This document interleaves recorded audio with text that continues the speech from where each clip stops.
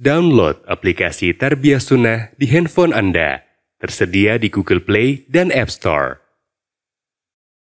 Bismillahirrahmanirrahim.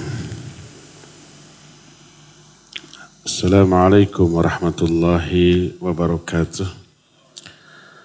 Alhamdulillah. Wassalatu wassalamu ala Rasulillah wa ala alihi wa ashabihi wa mawalah wa man tabi'ahum bi ihsanin ila yaumil qiyamah wa ba'da. Hadirin jamaah Masjid Darul Ihsan Cimahi yang Allah muliakan,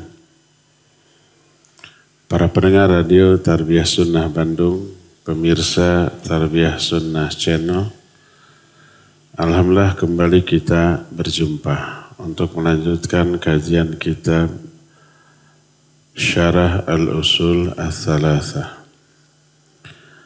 Kemarin kita sudah menjelaskan alam ini adalah tanda-tanda bagi Allah, tentang Allah.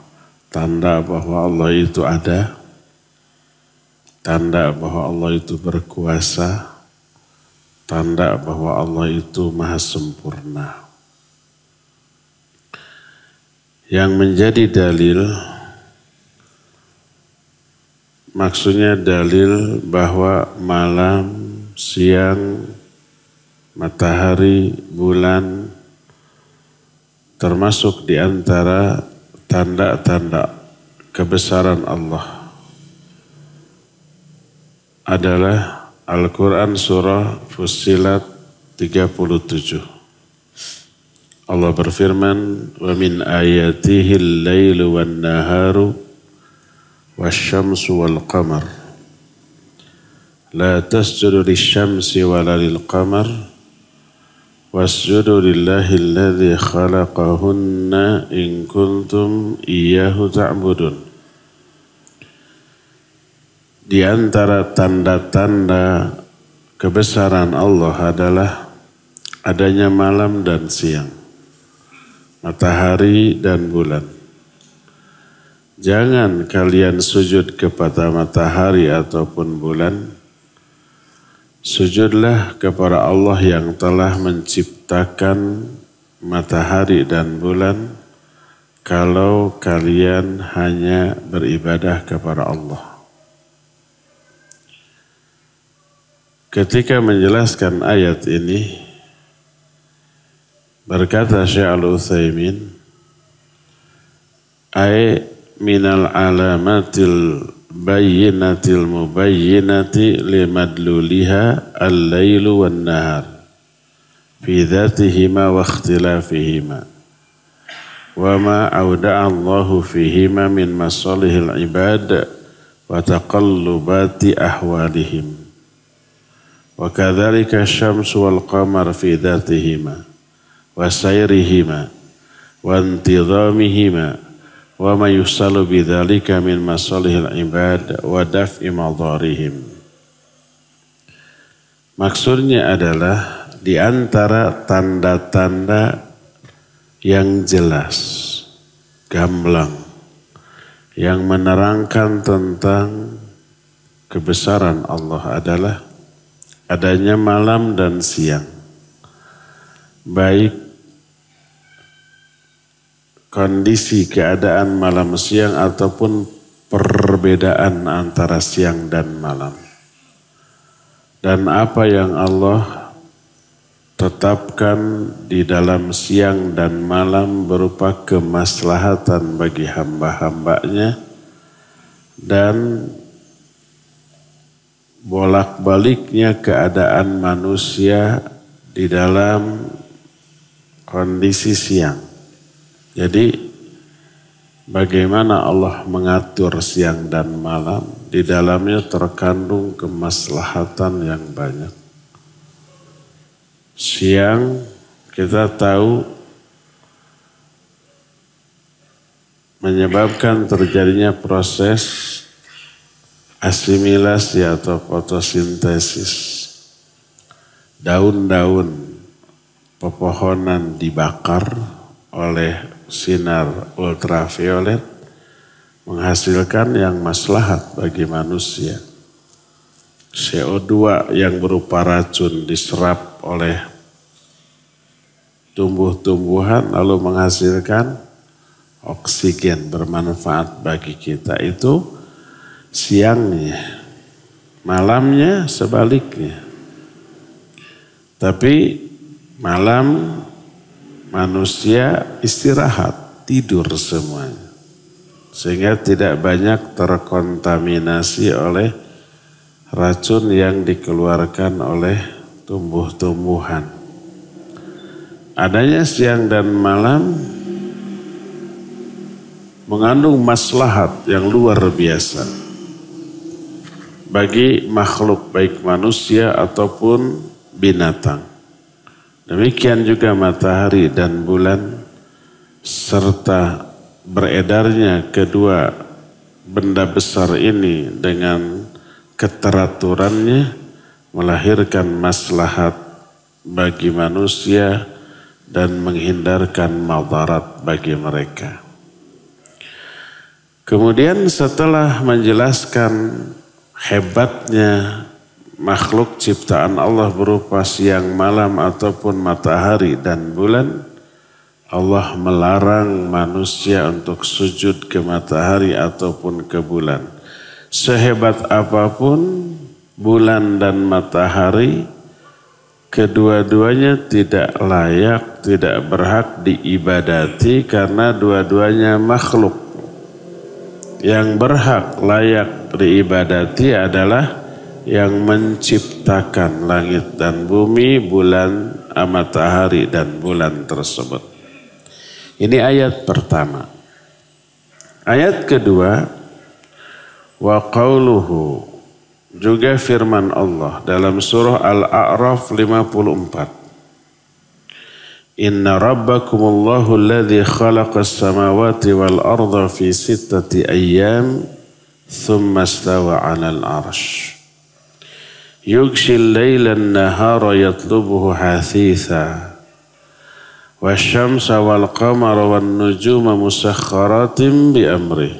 Ala lahul khalqu wal amru tabarakallahu rabbul alamin. Kedua, firman Allah maksudnya salah satu dalil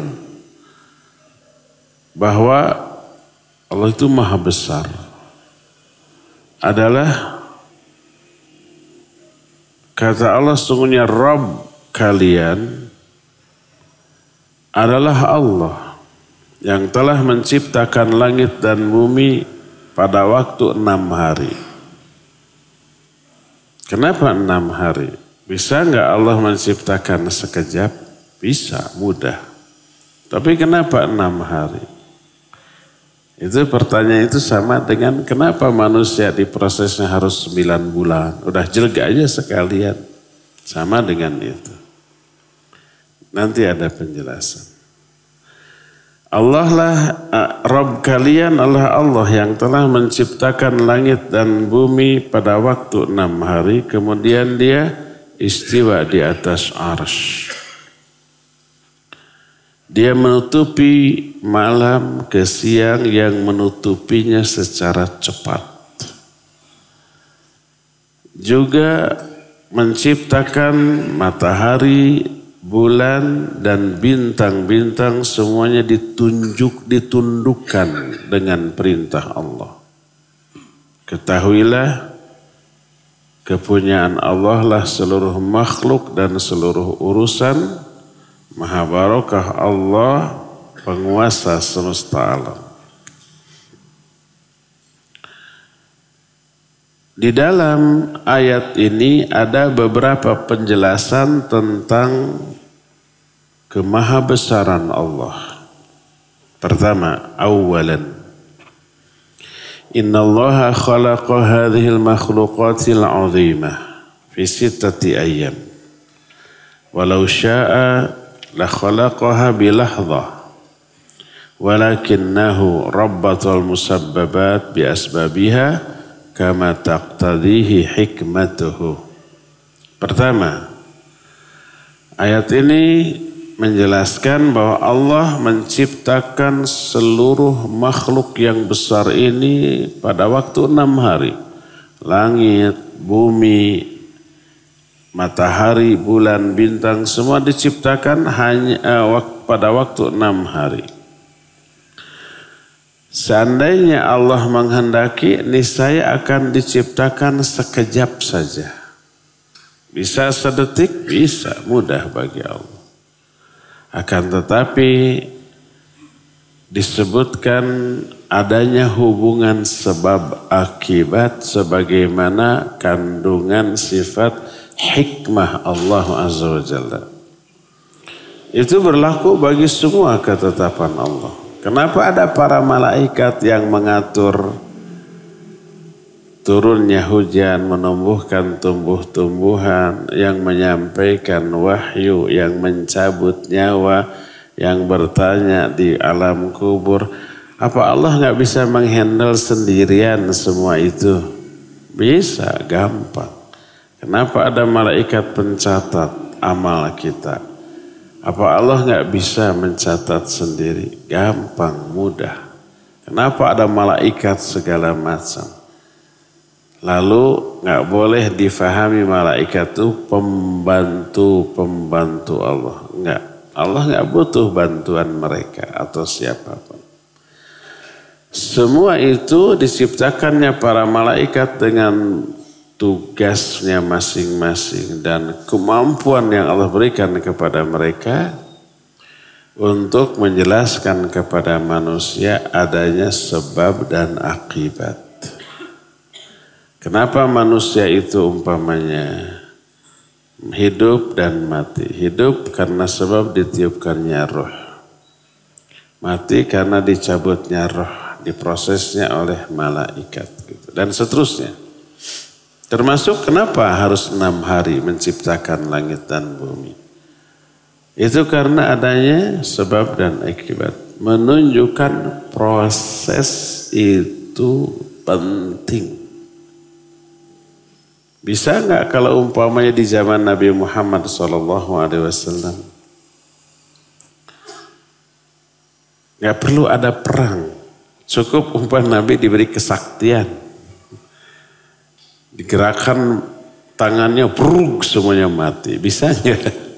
Kalau begitu sesakti itu Nabi, nggak ada perjuangan, nggak ada proses. Bisa nggak Allah ngasih hidayah kepada semua manusia? Bisa. Walau syi'na la'ataina kulla nafsin hudaha. Kalau kami menghendaki, niscaya kami berikan semua orang itu hidayah. Tapi kalau begitu nggak ada proses, nggak ada perjuangan, nggak ada pengorbanan. Kalau manusia nggak berkorban, nggak berjuang, nggak merasakan lelah, letih, penderitaan, lalu apa nilai dari balasan Allah kepada mereka? Balasan itu baru bernilai kalau melalui perjuangan dan pengorbanan yang besar. Jadi yang pertama dari ayat ini adalah Allah menciptakan seluruh makhluk yang besar dahsyat ini di waktu 6 hari. Seandainya Allah menghendaki bisa menciptakannya dalam waktu sekejap, tapi Allah ingin menjelaskan kepada makhluk tentang adanya hukum sebab dan akibat, adanya proses yang harus dijalani dan proses itu penting. Dari proses itu ada perjuangan, dari proses itu ada usaha, dari proses itu ada pengorbanan, ada penderitaan. Itu yang dinilai oleh Allah Azza wa Jalla. Kedua, annahu istawa 'alal 'arsy ay 'ala 'alaihi 'uluwan khasan bihi kama yaliqu bi jalalihi wa 'azamatihi wa hadza unwanu kamalil malik wal sultan. Kedua, ayat ini menjelaskan bahwa Allah istiwa di atas arsy. Artinya dia tinggi di atas arsy dengan makna tinggi yang khusus dengan makna yang layak bagi kemuliaan dan keagungan Allah. Makanya jangan difahami kalau Allah istiwa di atas aras, jangan difahami oh Allah butuh tempat. Oh Allah itu butuh aras. Oh Allah itu ternyata bertumpu pada aras. Kalau difahami begitu berarti makna istiwa di sana nggak layak bagi kemuliaan dan keagungan Allah. Bukan begitu makna istiwa bagi Allah. Kalau makhluk istiwa di atas makhluk, iya begitu. Saya tegak di atas kursi. Bermakna saya butuh kursi. Saya bertumpu pada kursi. Kalau kursinya reyot terus patah, sayanya gimana? Jatuh. Iya. Karena saya mah makhluk. Maka istiwanya Allah di atas aras tidak sama dengan istiwanya saya di atas kursi. Apakah selalu yang di atas itu lebih kecil daripada yang di bawah? Kursinya yang saya duduki selalu lebih besar? Tidak. Kadang-kadang kita duduk di atas jojodog. Tahu jojodog? Kecil apa besar? Kecil. Besar mana dengan kita yang mendudukinya? Besar kita. Jojodog itu kecil. Tahu nggak? Jojodog itu singkatan. Cingogo baringa jedog. Jojodog ya. Makanya jangan difahami kalau Allah istiwa di atas aras dengan makna yang sebenarnya berarti Allah butuh tempat. Berarti Allah butuh aras. Berarti Allah bertumpu pada aras. Berarti arasnya lebih besar. Itu berarti memahami makna istiwa Allah dengan ra'yu dan menyamakan istiwanya Allah dengan istiwanya makhluk. Keliru, bukan begitu. Ditegaskan kama yaliqu bijalalihi wa 'azamatihi, dengan makna yang layak bagi kemuliaan dan keagungan Allah Azza wa Jalla. Istiwanya Allah di atas aras sebagai tanda kesempurnaan sang raja penguasa, sang penguasa di atas daerah yang dikuasainya. Raja berkuasa di atas kerajaannya. Raja itu butuh tempat di dalam kerajaannya? Iya butuh. Raja lebih besar atau lebih kecil daripada kerajaannya? Lebih kecil. Itu mah raja orang. Kalau Allah mah beda. Laisa kamitslihi syai'un.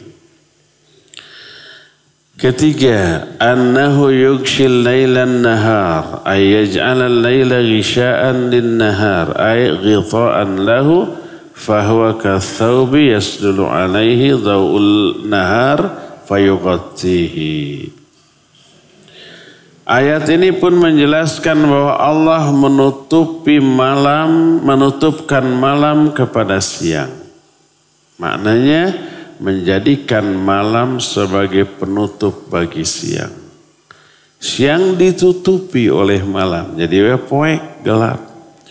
Tak ubahnya seperti pakaian yang diulurkan kepada cahaya siang, lalu tertutupilah cahaya siang dengan pakaian itu. Jadi gelap. Itu ketiga. Keempat. Annahu ja'ala syamsa wal qamara wan nujum mudhallalatin bi amrihi jalla sultanuhu ya'muruhunna bima yasha limaslahatil ibadah. Ayat ini juga menjelaskan bahwa Allah menjadikan menjadikan matahari, bulan, dan bintang ditundukkan dengan perintah Allah. Matahari, bulan beredar ke arah yang Allah perintahkan. Dengan kecepatan yang Allah perintahkan. dengan garis edar yang Allah perintahkan, tidak melenceng, tidak lebih cepat, tidak lebih lambat, dengan jarak antara satu sama lain yang Allah perintahkan. Tunduk mereka semuanya kepada perintah Allah. Oleh karena itulah maka Allah memerintah mereka sekehendak Allah. Sekehendak di sini jangan diartikan semau gue kita gitu.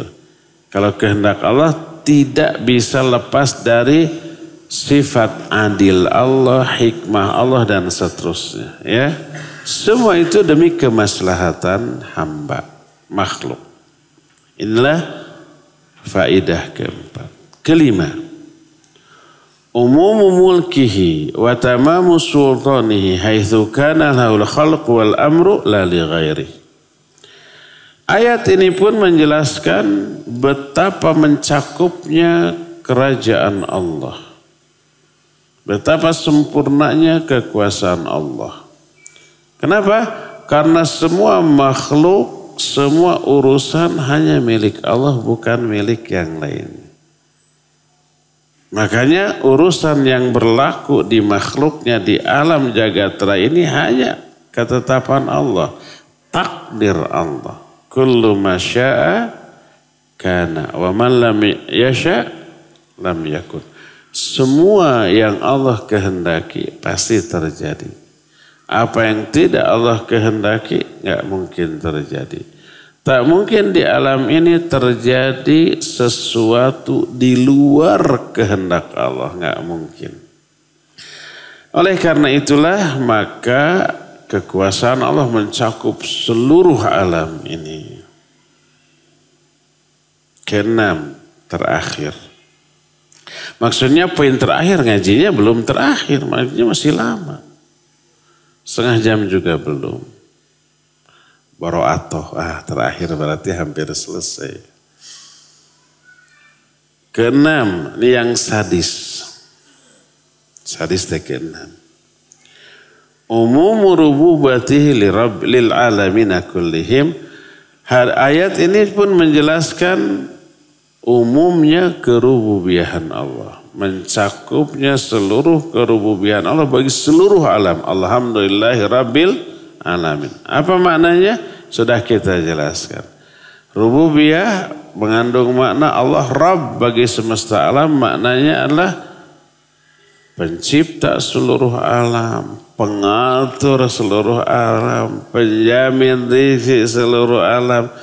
Itu kerububiahan Allah mencakup semuanya, tak ada sesuatu pun di alam jagat raya ini yang tidak diciptakan oleh Allah, tidak diatur oleh Allah, tidak diberi rizki oleh Allah, itu enggak ada. Semuanya serba di bawah kerububiahan Allah Azza wa Jalla. Berkata muallif selanjutnya war-rabbu wal ma'bud. Adapun makna Rabb, karena ayat ini tadi menyatakan inna rabbakum. Sesungguhnya Rabb kalian adalah Allah yang telah menciptakan langit dan bumi. Apa makna Rabb?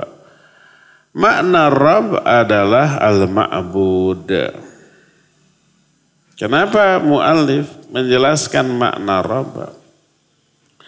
Karena tadi sudah dikutip ayat dalam surah Al-A'raf ayat 254. Inna rabbakumullahu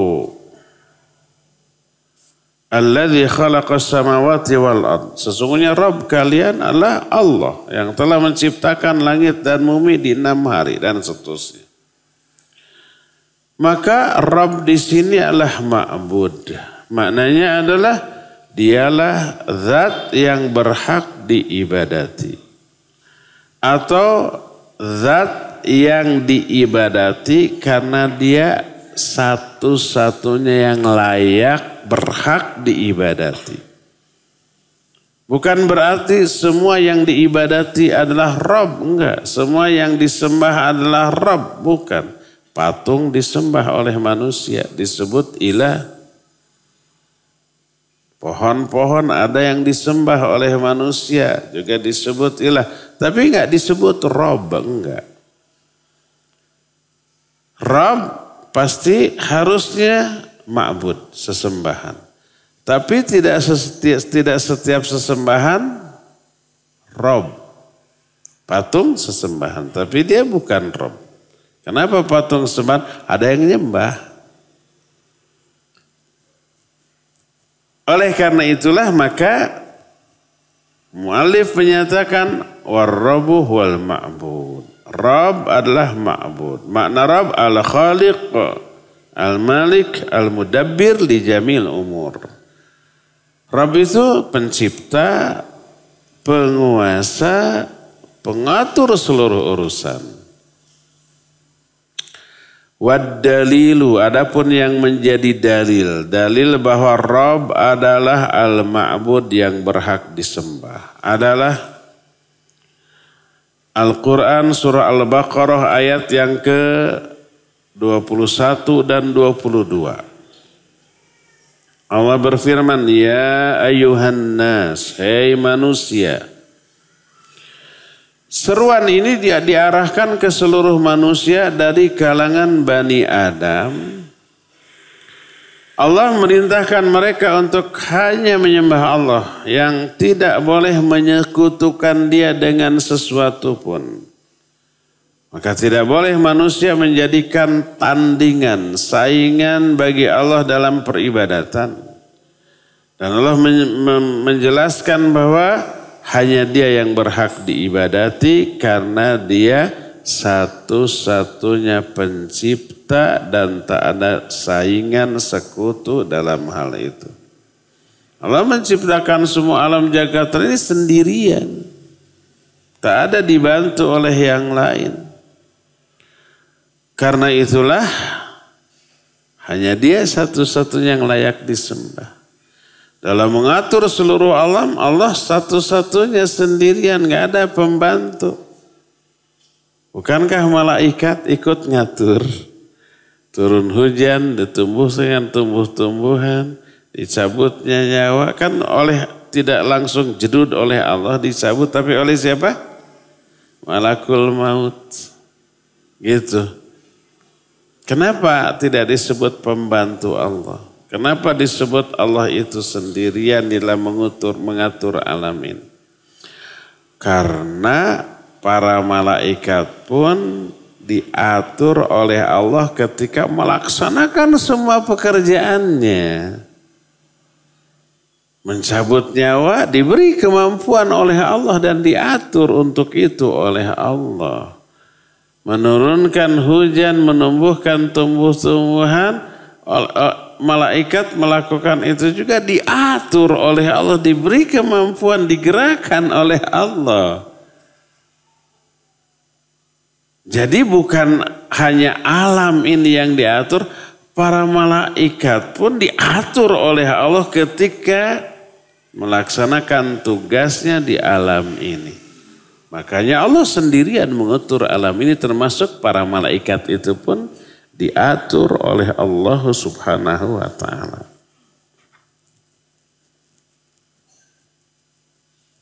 Jadi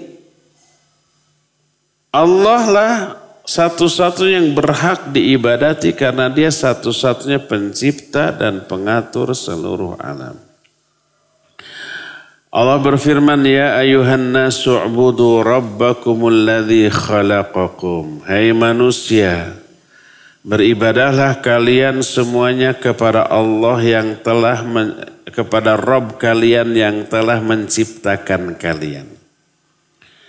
Makna alladzi khalaqakum adalah hadhihi sifatun kashifatun, hadhihi sifatun kashifatun tu'allilu ma sabaq ay u'buduhu li'annahu rabbukumul ladzi khalaqakum. Famin ajli kaunihi rabb al-khaliq kana lizaman alaikum an ta'buduh. Walihada naqul yalzamu kullu man aqarra bi rububiyatillahi ayyabuduhu wahdahu wa illa kana mutanaqidha. Perkataan Allah lah yang telah menciptakan kalian. Ini sifat yang membuka, menjelaskan sebab-sebab Allah layak diibadati. Kenapa kalian harus beribadah kepada Allah? Sebabnya kalau Allah yang telah menciptakan kalian. Karena dia Rabb pencipta, maka konsekuensinya kalian harus menyembahnya. Oleh karena itu kita katakan, wajib setiap orang yang meyakini kerububihan Allah, wajib dia menyembah Allah satu-satunya. Kalau enggak, kontradiksi antara keyakinan dengan perbuatan.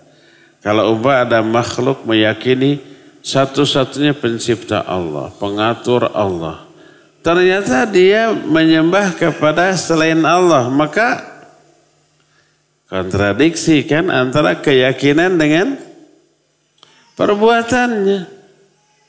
Atau dia meyakini ada selain Allah yang harus disembah atau layak disembah. Nah, keyakinan itu bertolak belakang dengan keyakinan Allah satu-satunya sesembahan. Ada tanakud. Tanakud itu apa? Patojaiyah. Tanakud itu apa? Patukang tonggong. Tanakud itu apa? Ngadu bagong, dogong. Ngadu bagong itu berbenturan keras gitu ya. Keyakinannya meyakini Allah satu-satunya yang menciptakan, yang mengatur, nyembahnya ke yang lain. Kan gak masuk akal sifat itu ya. Terus kata Allah, walladzina min qablikum la'allakum tattaqun, dan juga menciptakan orang-orang sebelum kalian agar kalian bertakwa. Ibadah agar kalian bertakwa. Kalian diperintahkan ibadah dengan sebab karena Allah telah menciptakan kalian. Lalu ibadah yang kalian lakukan itu untuk mencapai satu tujuan, yaitu bertakwa. Maknanya ay min ajri an tahsulu ala taqwa. Wa taqwa hiya ittikhadu wiqayatan min adzabillahi azza wa jalla bittiba'i awamiri wajtinabi nawahi. Maksudnya adalah kalian beribadah dalam rangka meraih ketakwaan, meraih sifat takwa. Apa itu takwa? Takwa itu mengambil tameng, perisai, pelindung dari azab Allah. Itu takwa. Tapi perisainya bukan besi, bukan benteng. Besi benteng sekuat apapun gak bisa nahan azab Allah kalau datang. Perisainya itu adalah ketaatan kita kepada Allah. Melaksanakan semua perintahnya, menjauhi semua larangannya. Itulah perisainya. Itulah yang bisa melindungi kita dari murka dan azab Allah. Ketaatan kita. Laksanakan semua perintahnya, jauhi semua larangannya, dijamin selamat. Jadi takwa seorang hamba kepada Allah artinya membuat perisai antara hamba itu dengan murka dan azab Allah. Tapi perisainya bukan benda, tapi sikap. Berupa ketakwa, berupa ketaatan. Berupa melaksanakan semua perintah dan menjauhi semua larangan. Lalu Allah pun menjelaskan alasan-alasan berikutnya kenapa kalian harus ibadah. Selain karena Allah telah menciptakan kalian, Allah jelaskan juga. Dikasihlah kalian fasilitas untuk hidup. Dikasih tempat. Tempatnya juga bukan RSSSSS, rumah sempit, sumpak, susah selonjor, susah segala rupa. Tapi bumi langit yang luas. Makanya Allah mengatakan alladzi ja'ala lakumul arda firasya was samaa'a binaa'a wa anzala minas samaa'i maa'a fa akhraja bihi minas thamarati rizqan lakum. Tuh. Dijelaskan nikmat-nikmat yang Allah berikan setelah diciptakannya kita. Hai manusia beribadah kepada Allah. Karena Allah telah menciptakan kalian dan orang-orang sebelum kalian agar kalian bertakwa. Terus Allah jelaskan nikmat-nikmat Allah. Dialah yang telah menjadikan bagi kalian bumi yang terhampar. Dan kita ini hidup di bumi bersenang-senang, enjoy, menikmati tanpa ada kesulitan, tanpa kelelahan. Ibarat orang gugulitikan dina kasur, enaklah gitu ya. Kata Syekh Al-Utsaimin ay ja'alaha firasyan mihada nastamta'u fiha min ghairi masyaqqatin wala ta'ab kama yanamul insan ala firasyi. Kita kan hidup di dunia ini leluasanya besar, lega gitu. Yang bikin sulit hidup di dunia itu aturan yang dibikin orang tuh. Tanah, kalau mau punya bikin rumah ya harus beli. Tidak hanya sehingga membeli comro atau pisang goreng, saat itu beli, saat itu dimakan, hari itu juga keluar lagi. Nggak bisa. Beli tanah mah harus ngurus-ngurus surat. Ya. Melibatkan aparat desa. Bayar jasa notaris, liar lah. Itu yang bikin bukan Allah aturan itu. Orang jadi liar riwe. Tapi hidup kita di alam jagat di dunia ini begitu leluasa. Tidak hanya bumi yang terhampar, was-samaa'a binaa'a. Di atas kita ada langit sebagai atap yang terjaga, terpelihara. Allah berfirman dalam Al-Quran dalam surah Al-Anbiya 32. Wa ja'alna as-samaa'a saqafan mahfudha wa hum an ayatina mu'ridun. Kami telah jadikan langit itu sebagai atap yang terjaga, terpelihara. Langit itu penjaganya super ketat loh. Siapa yang jaganya? Para malaikat. Gak sembarangan makhluk bisa naik tuh. Jangankan makhluk biasa. Jin gitu gak bisa. Malaikat aja kalau mau naik ke langit itu minta izin ke langit penjaga. Hadis riwayat Al-Barra bin Azib radhiyallahu anhu yang menjelaskan proses dicabutnya nyawa seorang mumin, jedud dicabut, disimpan di atas kafan yang dibawa dari surga, dibawa ke langit. Ke langit pertama minta izin, minta dibukakan. Lalu karena ini ruh orang mukmin wangi, dibukakan. Ditanya, ruh siapa yang harumin, yang baikin, disebut ruh fulan bin fulan. Dibawa lagi naik ke langit. Di atas langit pertama. Ada langit kedua. Minta izin juga terus sampai langit ketujuh. Itu malaikat. Adapun selain malaikat nggak bisa menembus langit pertama sekalipun. Para jin bisa nggak menyentuh langit? Bisa. Kata Allah dalam Al-Quran surah Jin disebutkan, wa kunna lamasnas sama. Kami bisa menyentuh langit. Tanpa Apollo tuh. Tanpa teknologi itu. Dari dulu jin bisa menyentuh langit. Untuk mendengar berita, mencuri dengar berita dari langit.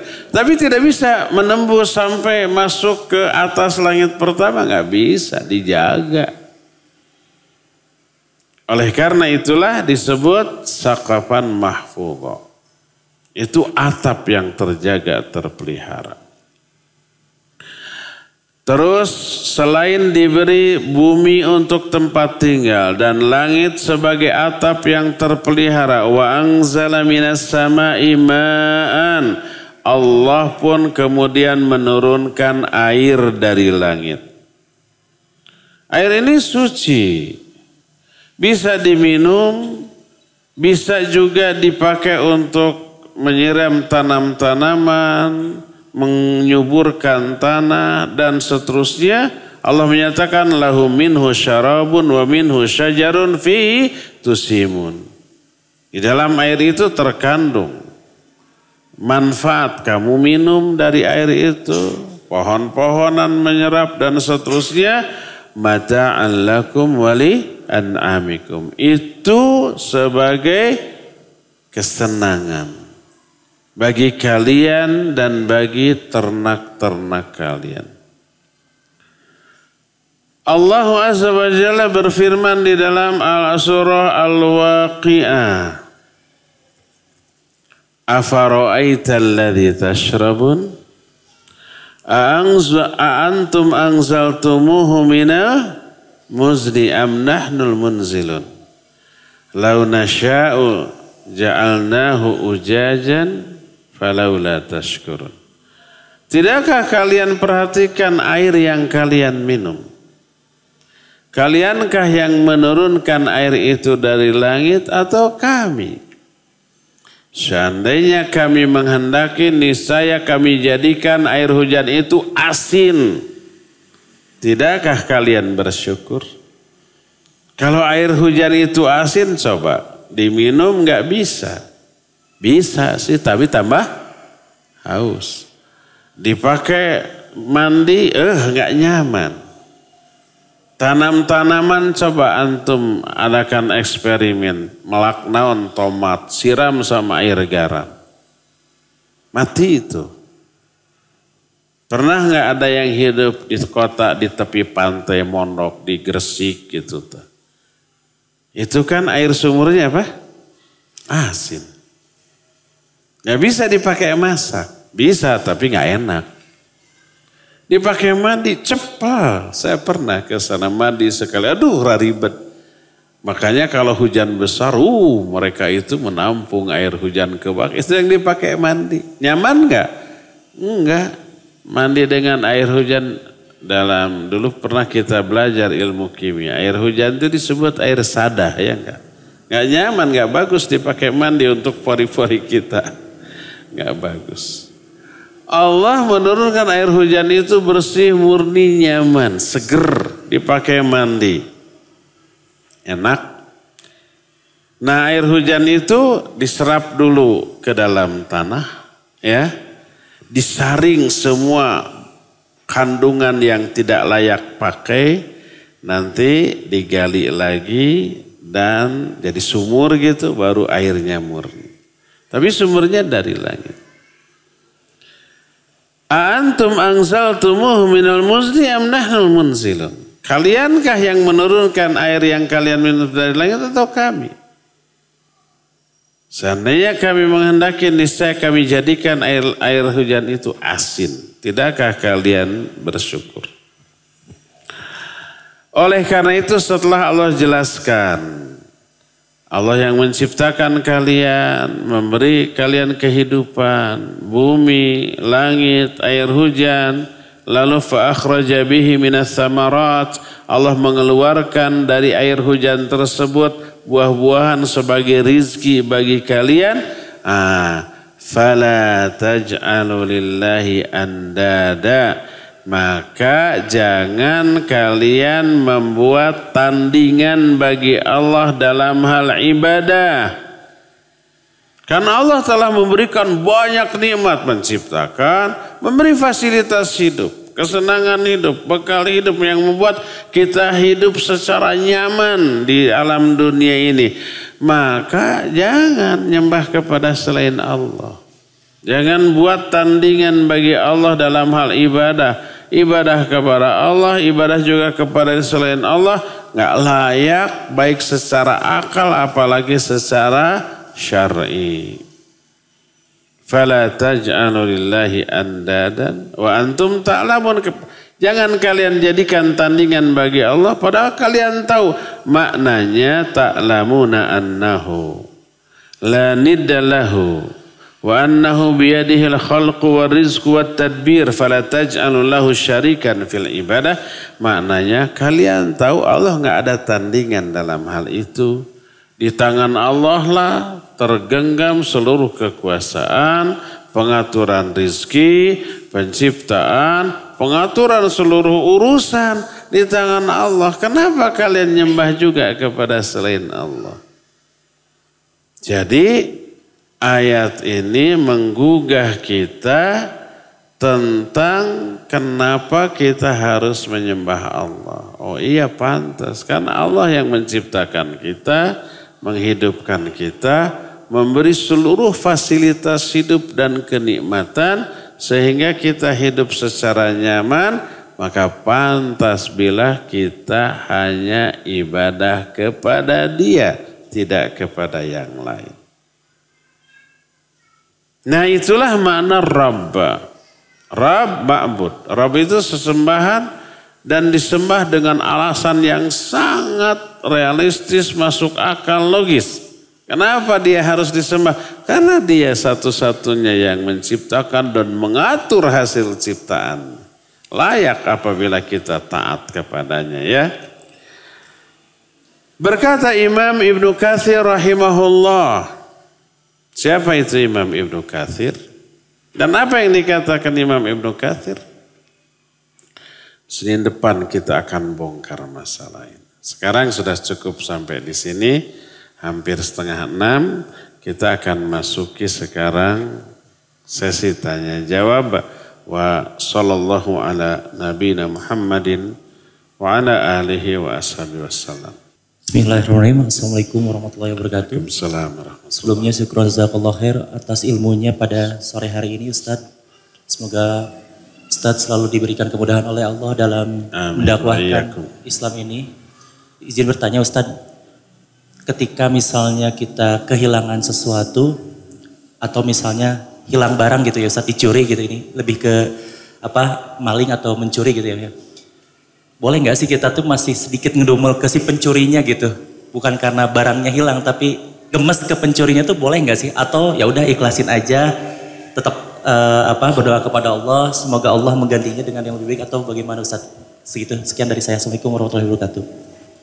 Waalaikumsalam warahmatullahi wabarakatuh. Ya, kalau barang kita dicuri orang, boleh nggak kesal kepada si pencuri? Kalau kita ditipu orang, boleh nggak kesal marah kepada si pencuri, kepada si penipu? Boleh, nggak masalah. Sampai di sana kesal, sedih, marah, itu lumrah, wajar, manusiawi, normal. Tinggal yang dinilai apakah berpahala apa berdosa, cara melampiaskan kekesalannya.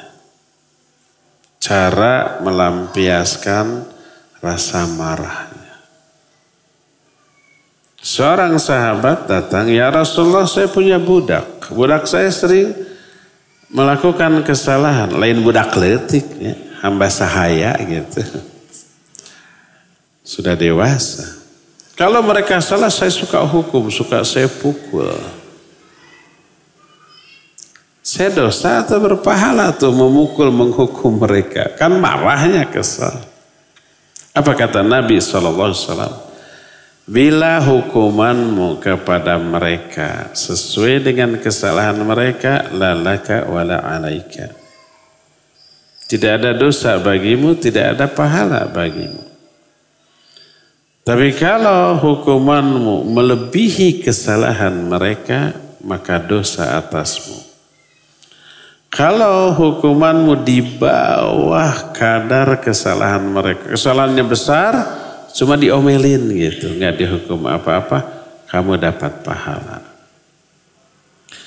Menindak orang yang bersalah ataukah dimaafkan? Gitu. Memberi maaf hukumnya sunnah.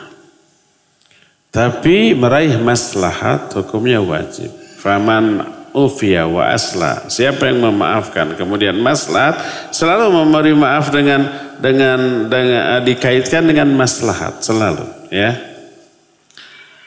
Para ulama menyatakan memberi maaf sunnah, meraih maslahat wajib. Kalau memberi maaf tidak maslahat, haram memberi maaf. Tidak boleh. Contoh, ada orang umpamanya jahat, arogan, zalim, kita maafkan. Tambah zalim. Tadinya umpama kita 1.000, 2.000, ya udahlah kita maafkan. Bisa saya hajar dia, tapi nggak ada manfaat. Malak lagi 5.000, 10.000 ke orang lain juga begitu. Tidak maslahat memaafkan yang seperti itu. Ya, maka bikin maslahat dengan cara diadukan ke hakim, ke polisi agar dia ini dihukum, sehingga selama dihukum minimal selama dihukumnya dia tidak berbuat jahat lagi, maksimal dia jera, keluar dari penjara, keluar dari hukuman kapok. Walaupun ada keluar dari penjara tambah jahat, dia nyopet ditangkap masuk penjara 5 bulan, di penjara gaul sama tukang todong, keluar dari penjara nodong, ketangkep lagi penjara setahun, di penjara gaul sama rampok, keluar ngerampok, itu tambah madarat. Tapi minimal selama di penjaranya dia tidak bisa berbuat zalim. Syukur-syukur kalau dia sadar, ya, kemudian berhenti. Itu maslahat. Jadi kalau memberi maaf, ternyata maslahat, setelah dimaafkan, ya udah saya maafkan. Ternyata dia malu, kemudian berhenti dari kezaliman, keburukan, kejahatannya, maka alhamdulillah maafkan dia. Tapi kalau dimaafkan, alhamdulillah, berbuat lagi, jangan dimaafkan. Buat dia jera dengan cara adukan ke aparat hukum sehingga dia jera dan tidak berbuat lagi. Nah sekarang ada copet, maling, ketangkap nih. Kan kita keselnya kumaya. Ya perep buledgen atau buka gitu ya. Sama sakitnya, kalau bulet nyeri, kalau dibuka peres. Ditampiling gitu. Atau dibiarkan. Lihat.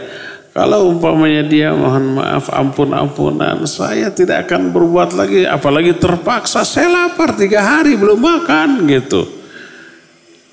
Nah, maka maafkan. Dan ternyata betul dia malu, ya, dia berhenti dari nyopet malingnya, dia bekerja, bagus, maafkan. Memaafkannya maslahat. Tapi kalau ternyata si maling tersebut begitu dimaafkan merasa selamat, berbuat lagi, berarti tidak maslahat, jangan dimaafkan. Ya, makanya kata Syekh Al-Utsaimin, kalau ada anak muda di jalan kebut-kebutan jeger nabrak mobil kita, jangan dimaafkan. Tuntut dia di muka hukum. Suruh ganti kita gitu mobil kita dan hukum dia, denda. Kalau mau dimaafkan jeger, ya sudah ini musibah. Kumaha deui atuh. Dia terus kekebutan kata. Jeger deui dan setiap jeger dimaafkan. Nah masalah. Tapi begitu jeger gitu ya. Ganti rugi. Ini satu mobilnya harganya miliaran. Lapisannya emas. Jeger ganti 3 miliar. Habis potol dia. Kapok dia. Tidak akan berbuat sekali-kali lagi. Jadi kadang-kadang orang dijerak itu kalau sudah dapat hukuman. Saya pernah cerita ya dulu. Suatu saat saya dari Selasau jam 1, jam 2 malam ke Bandung. Dulu mah ya, gak tahu sekarang. Elef teh dari Cilini jam 1 teh udah keluar. Ciroyom atau Kebon Kalapa dulu banyak. Dan ketika masuk Selasau itu masuk dulu ke dalam nyari penumpang. Jadi saya tinggal dulu di depan rumah gitu, nggak perlu ke jalan raya. Siapa yang mengalami itu berarti sudah tua tuh. Kemudian sampai di Cirayam, saya turun dari Cirayam terus ke Cicahem pakai angkot sekitar jam 3-an. Subuh tuh. Ada subuh angkot.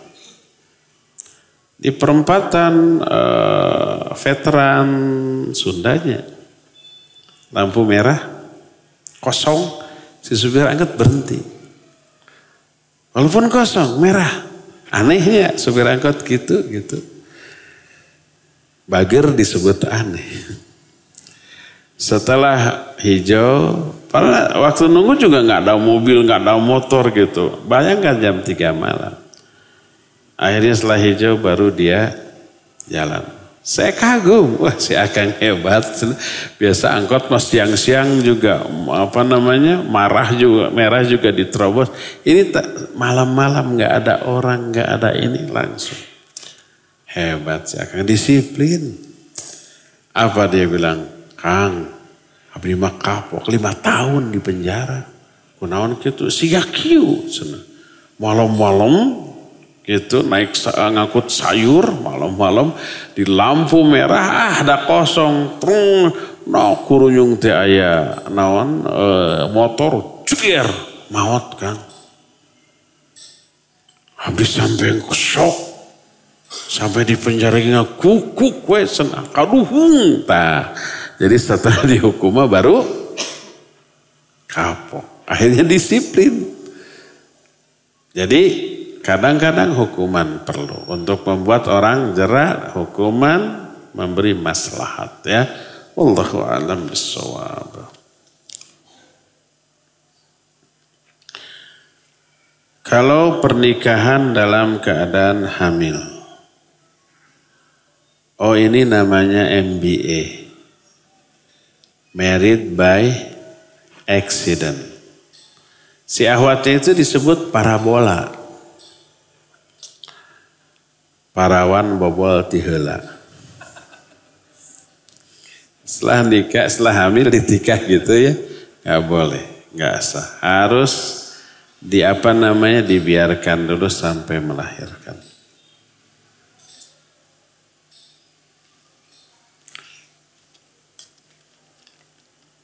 Tidak sah pernikahan itu.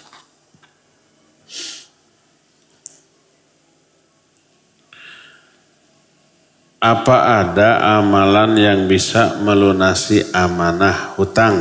Karena saya sedang berjuang untuk keluar dari riba. Orang yang terlibat riba pasti diazab dengan itu.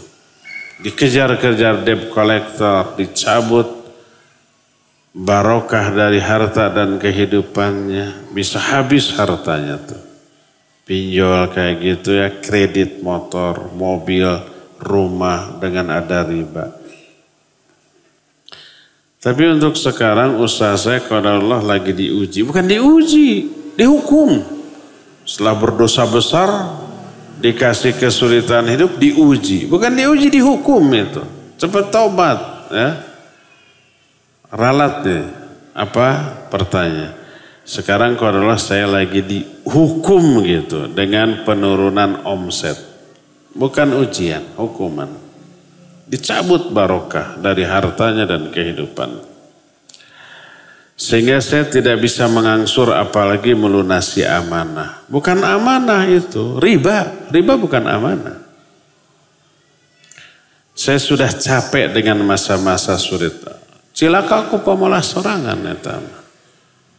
Mohon nasihatnya, tobat ya. Karena sudah terjerumus ke dalam dosa besar. Orang yang terlibat hutang riba itu menantang Allah dan Rasulnya, mengajak perang, menabuh genderang perang kepada Allah dan Rasul. Rasakan akibatnya. Sekarang tobat ya. Kemudian apa yang harus dilakukan? Ya bayar hutangnya semaksimal yang dia bisa dengan bunganya. Iya, karena apa? Kalau nggak dibayar dengan bunganya tetap ditagih. Kalau nggak dibayar bisa dibawa ke ranah pidana nanti ya. Terus tobat. Saya hanya menganjurkan tobat saja ya. Dan tetap berusaha melunasi Ada doa untuk melunasi hutang, ada. Nah, Allahumma inni a'udzubika min ghalabatid dain wa syamatatil a'da. Allahumma inni a'udzubika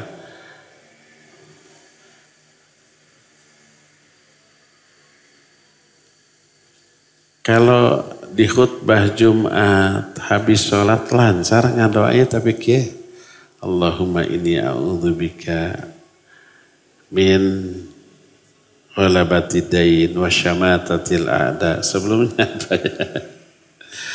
Pokoknya ada ya doa untuk melunasi hutang.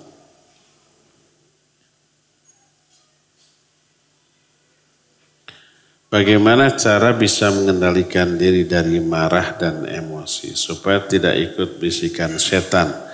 Amalan apa yang harus saya jaga? Pertama, kalau ada hal yang membuat kita marah ya, maka pertama ta'awudz. A'udzu billahi minasyaitonir rajim. Karena apa? Itu godaan setan. Ada dua orang di hadapan Nabi bertengkar sampai marah. Yang satu suaranya tinggi sampai merah wajahnya, melotot. Apa kata Nabi SAW? Inni la'alamu kalimatan law qalaha la dhahaba ma yajid. Law qala a'udzu billahi minasyaitonir rajim. Aku mengetahui satu kalimat yang bila kalimat itu dikatakan oleh orang yang marah akan hilang kemarahannya. Itu a'udzu billahi minasyaitonir rajim.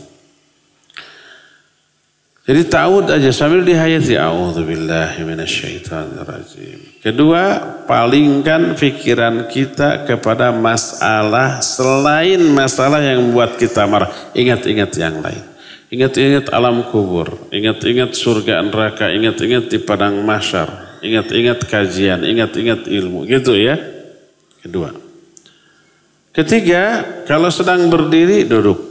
Kalau sedang duduk berbaringlah. Kalau sedang berbaring meremlah, gitu ya. Itu lebih utama. Kata Nabi SAW seperti itu.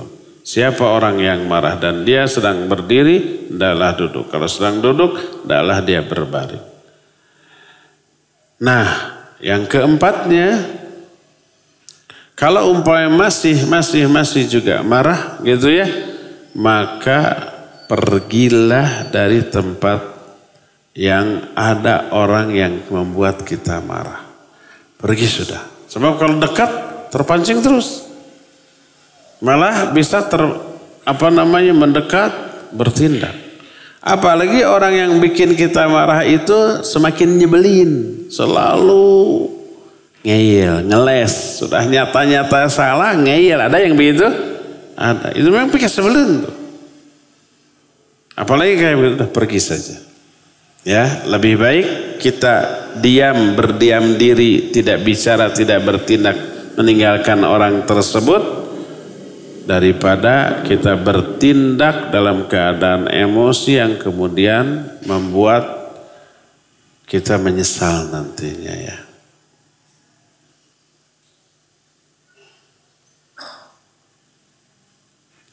Penukaran uang sobek, jasa uang sobek rusak keliling, misalkan uang sobek 10.000 jadi 8.000, riba nggak boleh. Mau sobek mau tidak itu riba ya. Kadang-kadang kan lebaran kita butuh recehnya. Kita punya 100 ribuan beberapa lembar ditukar jadi 95.000 receh. Riba nggak boleh ya, haram. Tetangga saya pegawai bank, setiap dapat bonus selalu bagi-bagi makanan atau sembako. Bolehkah halalkah makanan sembako tersebut? Fulan atau tetangga saya itu pegawai bank selalu bilang setiap ngasih diakhiri dengan ini saya baru dapat bonus. Pertama, kalau dia punya penghasilan lain selain yang haram. Dia pegawai bank tapi juga punya toko gitu. Niatkan menerima itu dari hasil yang halal. Itu yang pertama. Yang kedua, kalau murni, dia murni pegawai bank. Tidak ada usaha lain. Sudah manajernya gitu. Dapat bonus banyak, kemudian atau nggak dapat bonus juga dia baik, setiap gajian ngirim ke kita makanan. Boleh apa tidak? Iya, boleh kita ambil dan makan. Karena apa? Karena status. Makanan yang dia berikan kepada kita hibah, pemberian. Proses sampainya makanan itu kepada kita melalui hadiah menghadiahi, hibah. Dan hibah boleh.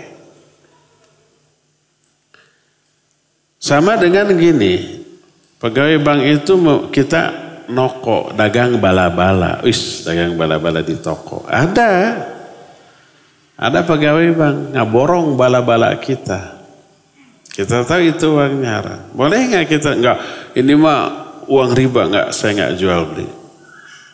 Nggak perlu begitu, boleh. Karena apa? Proses sampainya uang itu kepada kita melalui proses yang halal, yaitu jual beli. Kita menjual, dia membeli. Prosesnya halal. Tapi bala-bala itu haram bagi dia. Karena dia membelinya dari uang haram. Adapun uang yang sampai ke kita halal. Karena melalui proses yang halal. Yaitu apa? Jual beli. Sama dengan begitu. Dia datang membawa hadiah kepada kita. Barang yang sampai kita melalui proses yang halal itu hadiah menghadiahi. Dia memberi hadiah kepada kita nggak dapat pahala. Karena bersumber dari yang haram. Makanya Nabi SAW sering hadiah menghadiahi dengan orang Yahudi. Kirim makanan ke orang Yahudi. Orang Yahudi ngirim makanan kepada Nabi SAW dan dimakan. Padahal orang Yahudi pekerjaannya meriba-ribakan uang. Meminjamkan uang dengan riba. Ya, ma'ruf saat itu. Haram penghasilannya bagi mereka. Tapi ketika dia ngasih kepada kita sebagai hadiah, maka sampainya makanan itu kepada kita melalui proses yang halal, yaitu hadiah menghadiahi halal bagi kita. Tapi dia nggak dapat pahala karena memberi hadiah, infak, sedekah dari yang haram, nggak dapat pahala bagi dia. Oleh karena itulah maka dibolehkan bagi kita menerima hadiah tersebut selama proses sampainya makanan itu kepada kita halal. Nabi SAW di Mekah suka mengambil uang dan makanan-makanan yang disajikan oleh orang-orang musyrik ke berhala-berhala mereka, nyuguh. Kalau sekarang kan ayat surutu gitunya, gula batu. Boleh nggak kita ambil? Boleh. Nabi SAW mengambil itu, ada uang. Ya ambil. Uangnya dibagikan ke sahabat untuk bayar hutang. Makanannya dikasih ke sahabat yang fakir dan miskin. Diambil. Padahal itu dari perbuatan yang haram bahkan syirik. Dan dianggap sudah tak bertuan. Tak berpemilik. Boleh diambil. Oleh Nabi SAW diambil, dibagikan. Berdasarkan hal itu, kita menilai halal haramnya barang, makanan, uang yang sampai kepada kita, lihat dari proses sampainya barang itu ke kita. Kalau prosesnya halal, halal. Kalau prosesnya haram, haram. Kalau kita pinjam ke bank kan pinjam meminjam boleh. Iya boleh, cuma yang haram adalah ribanya, bunganya, jadi haram. Nah, kalau pinjam ke bank tapi tanpa bunga boleh, mimpi. Mana ada bank ngasih pinjam tanpa bunga. Sebab bank mah bukan lembaga sosial tapi lembaga bisnis. Nggak mungkin ngasih. Walaupun bank Islam ya. Enggak ya. Wallahu a'lam bishawab. Cukup sampai di sini saja. Insyaallah kita jumpa lagi Senin yang akan datang. Subhanakallahum bihamdik. Asyhadu an la ilaha illa anta. Astaghfiruka wa atubu ilaik. Walhamdulillahi rabbil alamin. Wassalamualaikum warahmatullahi wabarakatuh.